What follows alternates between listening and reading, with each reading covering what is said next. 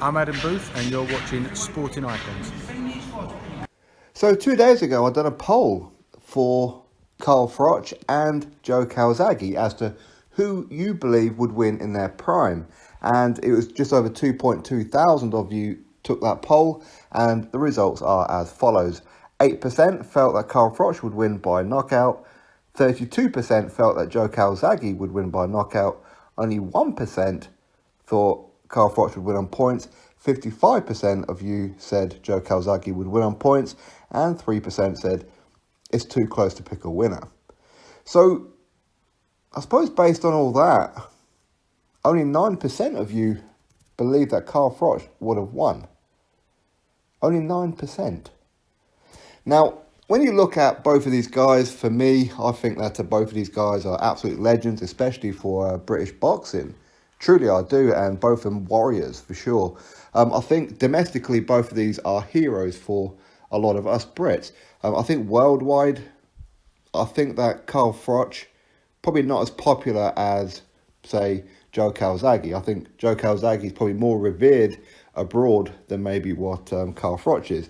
But again, when you look at their resumes to try and maybe see who would win, listen, they're both opposite ends of their career. Of course, when Joe Calzaghe retired, Carl Froch was pretty much hitting his peak at that kind of time. And comparisons could be drawn as to why Calzaghe didn't fight Carl Froch. Outside of the injury and everything, you could draw comparisons as to, well, why didn't Carl Froch fight James DeGale, for example? It's a similar situation. One is on the way up, one is on the way out. Okay, so that's a clear reason as to why. But of course, when you look at the resumes of both of these guys, there's a couple of bits that kind of really stand out, especially for me. First of all, Joe Calzaghe never lost a fight. Carl Froch, he lost twice, but he did avenge one of those defeats, which of course was Mikkel Kessler. He lost on points to Kessler, then rematched him later down the road and defeated him on points. The other loss that Carl Froch had was, of course, Andre Ward, in a one-sided schooling, really, let's be honest with it. Now, with Mikkel Kessler, that's actually a common opponent for Joe Calzaghe. Joe Calzaghe beat him in one attempt, whereas Carl Froch needed to do it twice. They do have at least one more common opponent in, say, Robin Reed. Now, Joe Calzaghe, he defeated Robin Reed, was it 7 or 8 years before Carl Froch did as well. So what kind of Robin Reed was it that took on Carl Froch? Again, don't know. I mean, when Carl Froch fought him, it was for the British super middleweight title.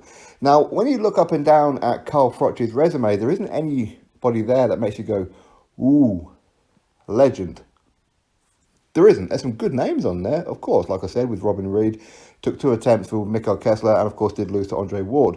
But he has fought a couple of okay opponents. I think Jermaine Taylor, okay.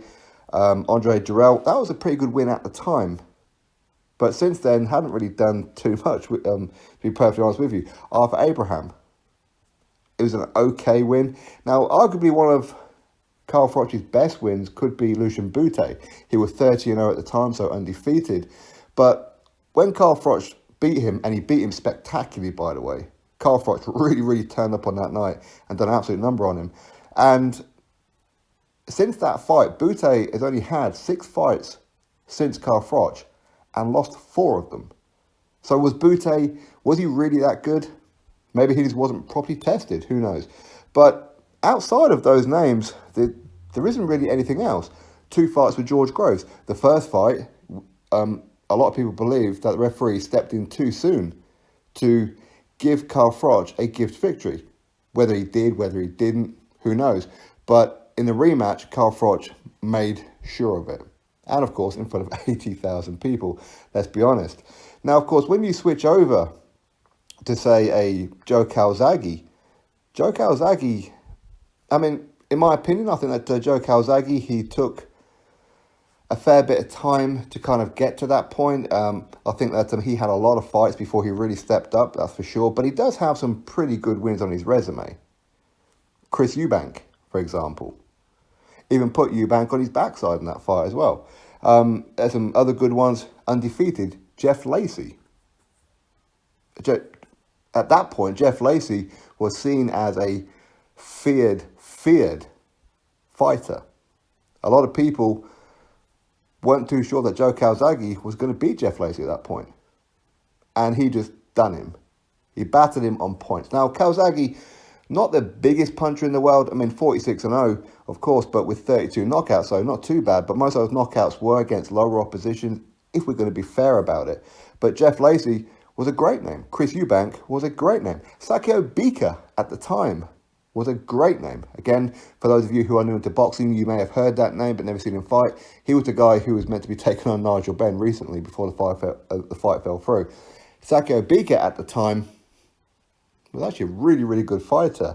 As I said before, Mikhail Kessler. Mikhail Kessler was 39-0 when Joe Calzaghe defeated him.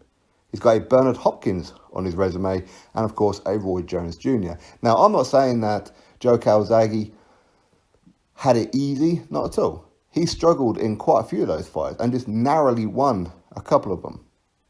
You could probably argue with the Robin Reed one as well. But with Joe Calzaghe, yes, of course, he hit the deck on quite a few occasions, but he always got himself off the floor and done an absolute number. And when you watch Joe Calzaghe fight, he's just full of confidence. Bearing in mind that I think most of us were seeing the best of Calzaghe when Calzaghe had shot hands. So when you look at a prime Joe Calzaghe without any kind of like hand damage, and when you look at Carl Froch, it's a very interesting fight. But I think just looking on the resumes, the fact that it took Carl Froch 2 attempts to defeat Mikhail Kessler when it took Joe Calzaghe 1. Joe Calzaghe has arguably fought better opposition, bigger names for sure, than Carl Froch. And he retired undefeated. Carl Froch didn't. Now, Carl Froch, he is kind of bitter. I mean, I like him, okay, but he is very, very bitter about some fighters out there. Joe Calzaghe being one of them, because he never gave Carl Froch the opportunity to fight him. But at that point, Carl Froch wasn't a massive name. Much like James DeGale wasn't enticing enough for Carl Froch. But Carl Froch, he always talks negative about, say, Andre Ward. Why? Because he beat him. Beat him handedly. Now, again, Carl Froch, absolute warrior. He really is a warrior. But in my opinion, I do think that the referee did stop it too early in the George Groves first fight. I'm not saying that Carl Froch wouldn't have eventually got him out of there properly, but in the rematch, he very, very handily done him. So again, he did take the undefeated record of George Groves, and while a lot of people were unhappy about that one, he well and truly done it in the rematch. But I think Joe Calzaghe has a much better resume. I mean, you could even throw in there maybe Richie Woodall. I mean, Richie Woodall was a very good fighter back in the day.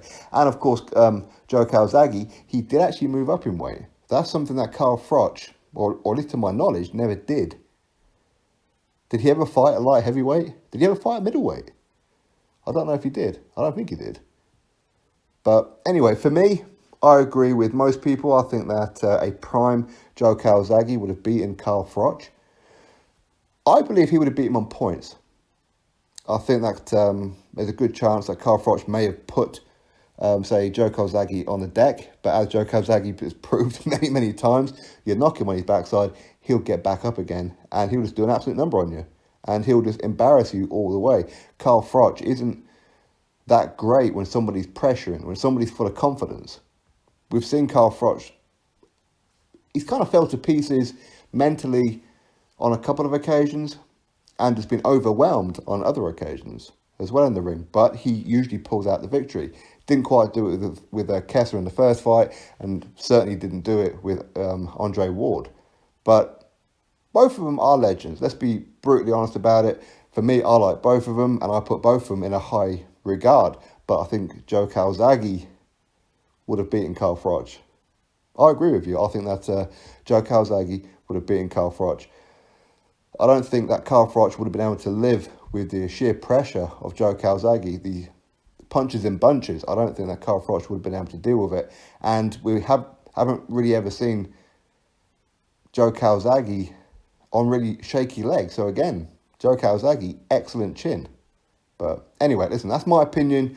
your opinion as well, where only 9% of you thought that Carl Froch could actually defeat Joe Calzaghe. That tells it all, really. Anyway, drop your thoughts below about it, click thumbs up, subscribe. Catch you all in the next video.